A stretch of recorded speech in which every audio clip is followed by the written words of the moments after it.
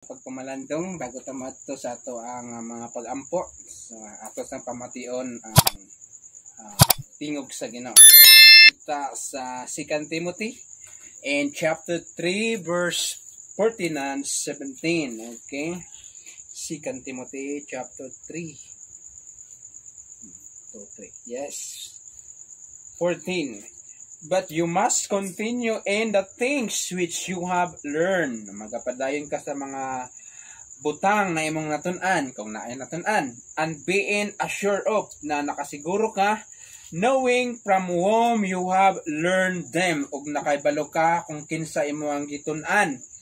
And that from the childhood, gikan pa sa imong pagkabata, you have known the Holy Scripture. Nasayran mo na ang balaang kasulatan, which are able to make you wise, na makapahimo ka nimong manggialamon for salvation sa kaluwasan through faith which is in Christ. Pinaagi sa pagtuo diha kang Kristo Jesus. Verse 16. All Scripture is given by inspiration of God. Ang tanang kasulatan gihatag pinaagi sa gininhawa sa Ginoo, and it profitable for doctrine, mapuslanon sa pagpanudlo, for reproof sa pagbadlong, for correction sa paggiya, or for instruction, for enright para magkinabuhi itang matarong, that the man of God may be complete to the equip for every good work. Aron ang tao sa Ginoo, babae lalaki, mahimos ang masangkapan sa tanang mayong buhat. Praise God. Glory to Jesus. Atong mensahe nagaingon, a passion to learn. Okay? Example sa mga bata, Shine, Joy, Dudong, Chinchin. May mga time jud na nang muli pamasahe, pero gusto yung eskwela, wala balon, pero gusto yung eskwela na naman. Kaya nakita nila ang may tabo sa ila pag abot sa panahon na edad na niya, wala kayo na eskwelahan, depende sa diskarte, no? Tulak-tulak ako sa Peaceport, kasagaran pag magdugay na, nag-standard na ang mga pagkuhan sa trabaho. So dapat sa ito pagpangalagad sa Ginoo, naputay kan ba ka ng pagbati, na passion ka ng bugat nga tinguha para makakaton. Amen? Labi na Sunday school. So isa na sa mga kuha na ito na pwede ka pangutana, pwede po ta ka-share sa itong mga idea. Kaya kung wali, so bawal magtingog-tingog. Ang nagawali lang ang saba, pero ang giwalihan, ilom lang dyan sa mawali panguban, no? Di mali ka yan. Ang pangutana, na ba tayo passion, na ba tayo desire, na ba tayo pangandoy na makatuon. Kay was ang isa ka estudyante na kahumag eskwela, na ay diploma, pero way sulod ang utak. Kanang ba? O kaya ginapalit ang diploma, pero walay sulod ang kasing-kasing. Although dili man ni pa-bright time, importante lang na atay tinguha na makatuon. Rakat ni Timoteo, sa ni kasulat sa usa ka batan-ong pastor, na ay mga resulta kung ato jud na tun-an ang Bible, ug ato jud ba kanang patalinghugan ang bising kinsa nato mabatian na nagawali sa pulong sa Ginoo, na ay tulok ka butang na mahitabo sa atong kinabuhi sama sa nahitabo kay Timothy. Number 1 in verse 15 and 2 Timothy in chapter 3. Gikan pa sa imong pagkabatanon, nasayran mo na ang balaang kasulatan. So bulahan kayo ang mga bata kung ang ilang ginikanan ng alagad. Nindot kayo na siya. Ako, nangalagad ko, akong edad 19 na, apit ako mag-20. So, nakaingod ko unta, katong 10 years old pa lang na ako, namitan ako ang Ginoo. Taas-taas, jud akong pagpangalagad. Naayusa ka, si Tintay Anyos nga lalaki na naka-attend og kuan ba? Naka-attend og fellowship sa kasimbahan. Karon na ay pastor na nagwali na sabtan niya ang mensahe o gidawat niya ang Ginoo. O sa diyang gidawat nagkuan sa nagtestimony ingon niya kung nakasabot pa lang unta ko. Natural yung edad 20 na. Sayang ang iyang mga panahon na kaniadto pa unta na sabtan niya na importante di pagpangalagad sa Ginoo. Karon niya mubo na lang ang panahon pero nagpasalamat po siya, naluwas siya. Pero gamay na lang yung mahimo diya sa Ginoo. Kita kay dako pala bila Joy, kay kadudong, ampo na kuan di na may musang pastor karon di pa na makita kay wala pa ito plano sa Ginoo, depende sa ato mga desire para sa iya.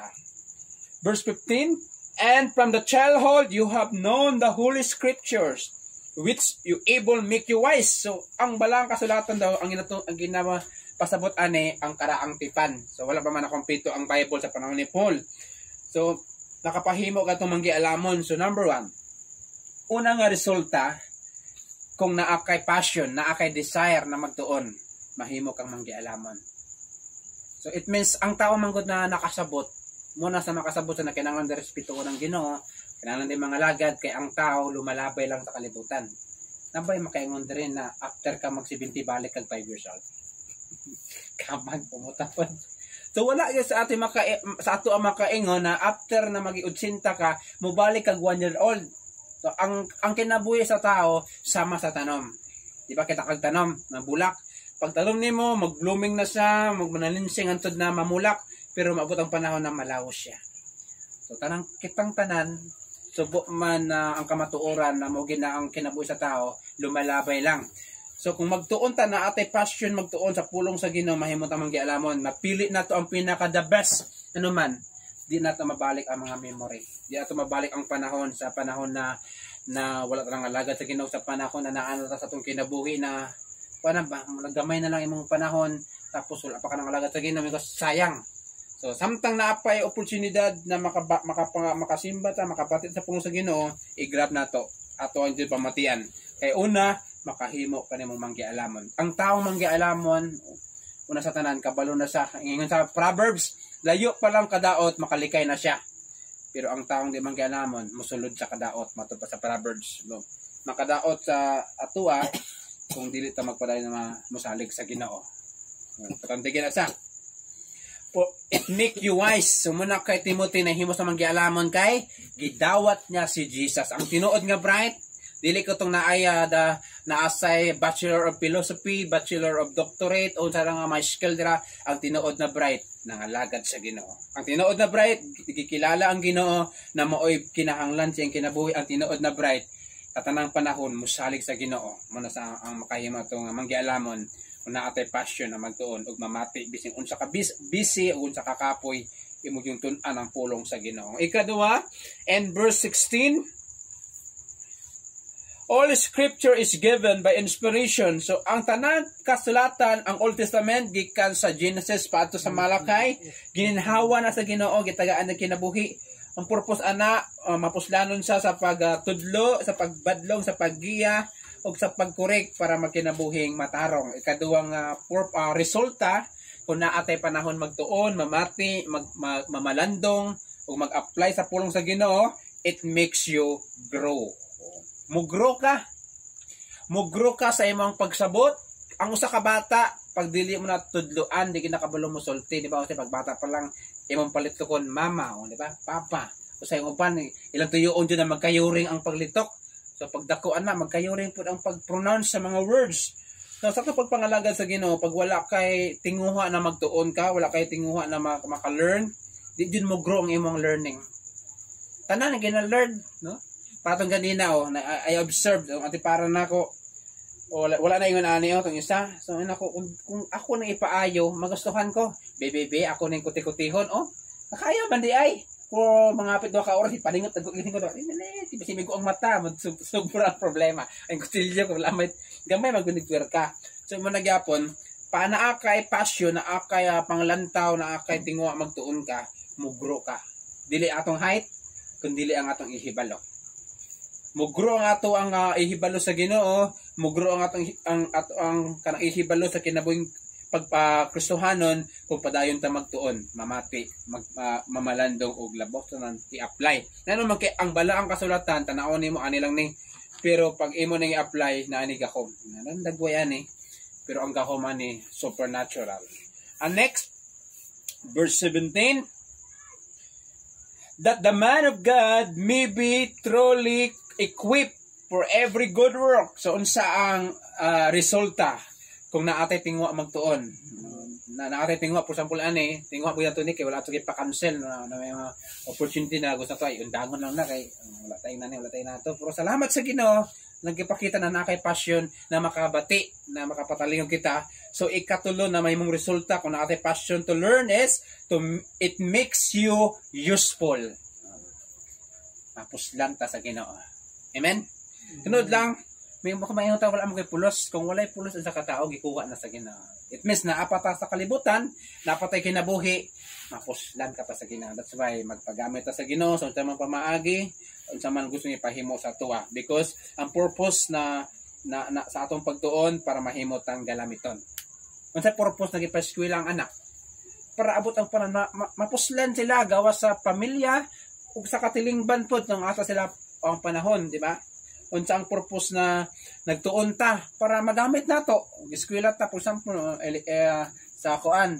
Unsa dira ng mga kurso na pwede itong magamit sa itong kuan, sa itong mga kinabuhi na pag-ay kurente, pag-ay sa mga gripo, so tanan na ginatun-an. Labi sa kurente di ka kabalo, ma-short ang iyang kuan, power, pwede pa na masunog. O tun-an ginasapa ang purpose na mapuslan ta. So wala sa ato diri mapuslan. Kay buhi pa ta mapuslan ta. So ang purpose nato makatuon ta to make us useful. Amen. Wala man nagasandig na kinahanglan kun jud ka standard jud ka, bright jud ka kaayo, gwapa jud ka, gwapo jud ko. Naa jud kay kwarta. Miss, naa kay willingness ba?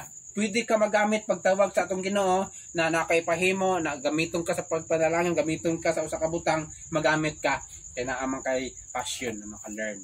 Kung ka bising kapoy kayo, lapin na kung kaan, namin nga, naidigan mo sa trabaho, ikang kasakaning, ikaw sa biyahe, no? Lami kayo itulog-tulog, no? Lami kayo ikuan, hidigda dira, tapos na magkaon, tulog na napamatay buluhaton, tapos ipakita natin na ating passion para makatuon kita. O naghatatag panahon, na lami na ikatulog, o dalay ko ng Ginoo, usbon na ko, a passion to learn, na itulo ka resulta, number 1, mahimo kanimong manggialamon. Ang taong manggialamon nagakilala na Ginoo. Ikaduha, it makes you grow.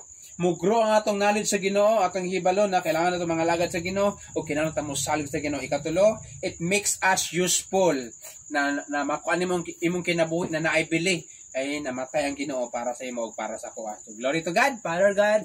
Nagapasalamat kami Lord nintak na sa kagabi na nasabtan na mo Lord na dapat na ami tinguha sa pagtuon Lord kay tulo ang may mga epekto ano sa mga kinabuhi mahimo manggialamon mo kilala kami na wala mi mahimo kung wala ka kay ang taong manggialamon nagakilala ka diba ang taong dili manggialamon nagasalig lang sa iyang kaugalingong kusog ug paninguha kaduwa Ginoo pinaagi sa mga pagtuon Lord makatpunan usab namo o God ang among kinabuhi Lord na magapadayon kami diya sa pagpangalaga diya kanimo Lord ug mahimo kaming useful o mahimo mutubo ang among relasyon diya kanimo. Salamat sa mensahe in Jesus name. Amen.